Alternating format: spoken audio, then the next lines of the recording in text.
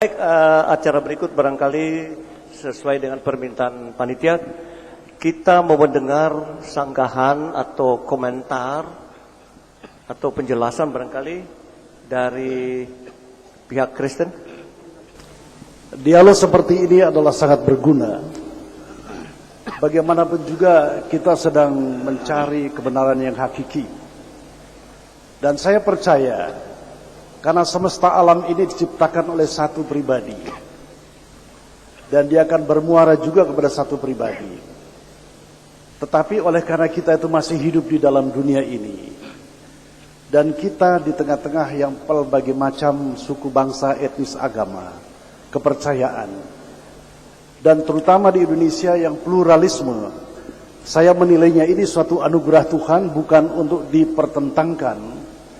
Tapi bagaimana kita untuk bisa mengakurkan di dalam hati. Karena waktu juga yang terbatas, saya beberapa hal akan memberikan satu komentar tentang Isa adalah rasul untuk orang Israel. Pertama-tama bahwa ketika Abraham atau Ibrahim dipilih, itu bahwa ada ketika manusia sudah jatuh di dalam dosa, kita semua tahu baik di dalam Islam maupun Kristen, ketika ada peristiwa atau kasus buah kuldi, jadi manusia berdosa, lalu Tuhan itu mengadakan suatu bagaimana merestorasi manusia yang sudah jatuh dalam dosa, lalu dipilihnya Abraham atau Ibrahim. Nah, dari keturunan Ibrahim ini kemudian memilih satu bangsa. Dan dari satu bangsa ini kemudian memilih semua bangsa. Jadi kalau dikatakan Isa adalah rasul untuk orang Israel, benar. Pada awalnya pelayanan Isa, yaitu memilih satu bangsa yang di dalam Keluaran pasal 19 ayat yang ke-5 dan 6, itu ditujukan sebagai kepada bangsa Israel sendiri. Dan itulah masa pelayanan Isa Al-Masih.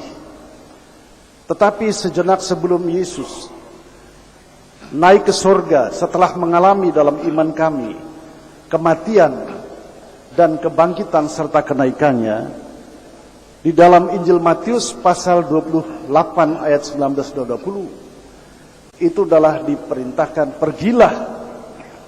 Saya bacakan tolong. Karena itu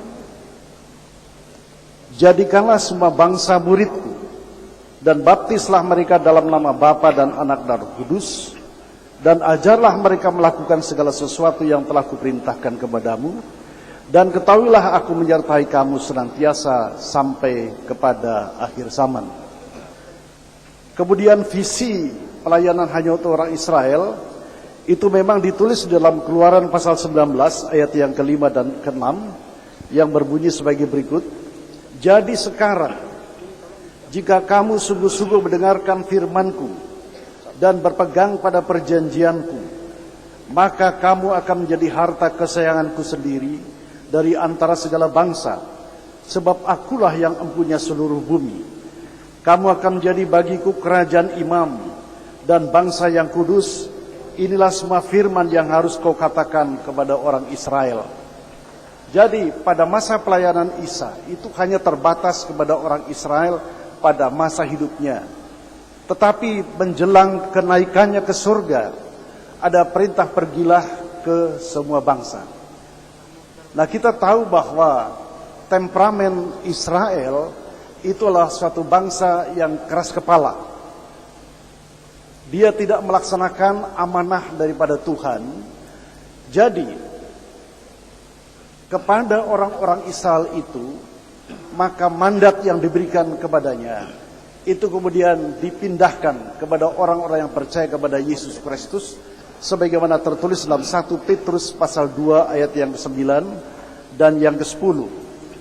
Tetapi kamulah bangsa yang terpilih, yaitu orang-orang yang percaya kepada Isa, imamat yang rajani, bangsa yang kudus, umat kepunyaan Allah sendiri, supaya kamu memberitakan perbuatan-perbuatan yang besar dari Dia yang telah memanggil kamu keluar dari kegelapan kepada terangnya yang ajaib. Kamu yang dahulu bukan umat Allah, tetapi yang sekarang telah menjadi umatnya, yang dahulu tidak dikasihani, tetapi yang sekarang telah beroleh belas kasihan.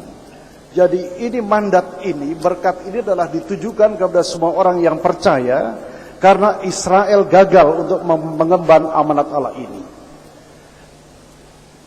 Berikutnya, perkataan insya Allah yang tertulis dalam Yakobus pasal 4 ayat yang ke-4 sampai 17. Di dalam kekristenan juga, meskipun tidak diucapkan dengan insya Allah, itu adalah hal-hal yang mengenai soal sehari-hari. Misalnya saya akan ke Pondok Gede hari ini, padahal tadi malam saya harus berangkat ke Batu dalam rangka pemakaman Munir, bekas ketua Kontras, tapi saya tidak bisa. Jadi dengan demikian saya menyampaikan saya tidak di sana. Itu adalah hal-hal yang sifatnya adalah sehari-hari. Tetapi di dalam iman Kristen tentang keselamatan itu tidak insya Allah. Ada kepastian. Yang percaya tidak dihukum. Kemudian perkataan yang lainnya,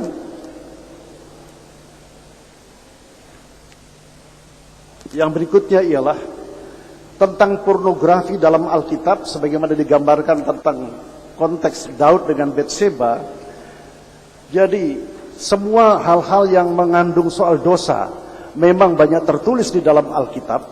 Maksudnya untuk menunjukkan meskipun dosamu merah seperti kermisi, meskipun seperti apa saja dosa yang dialami oleh manusia itu, ada anugerah keselamatan, sola gratia, apabila percaya kepada Yesus Kristus. Jadi bukan berarti untuk mengajarkan orang berbuat dosa atau berpornografi, tetapi inilah gambaran-gambaran yang ada dosa yang ada di dalam umat manusia. Sama seperti Raja Salomo, itu juga yang penuh hikmah itu pada akhirnya juga menyembah berhala. Tetapi apabila dia datang kepada Kristus menurut Alkitab, dia diselamatkan. Berikutnya ialah bahwa Islam adalah rahmatan lil alamin. 100% saya mengaminkan. Amin ya. Amin. Jadi saya boleh mengatakan haleluya. Dalam pandangan kami ada hal-hal yang perlu kita cermati, bahwa saya tahu bahwa Islam itu adalah berserah, pasrah. Pasrah kepada siapa? Pasrah berserah kepada Allah. Saya aminkan itu. Tetapi di dalam hal ini adalah pandangan kami adalah Islam secara universal meaning, pengertian umat Islam secara universal. Sebab kami juga orang-orang yang berserah kepada Allah setiap pagi petang.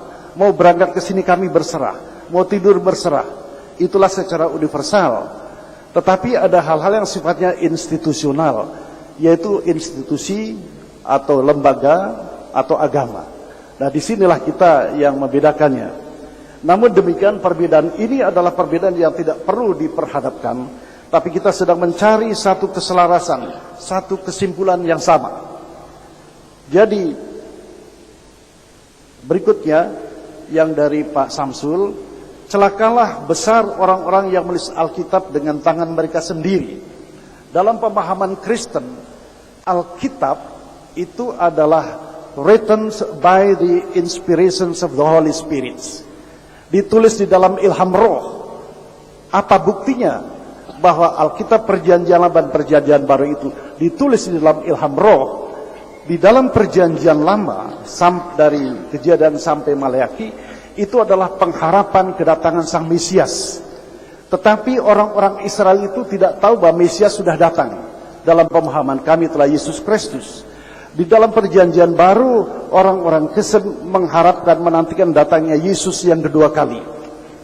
Jadi ada satu garis merah kesinambungan antara Perjanjian Lama dan Perjanjian Baru, dan itu tidak bertentangan.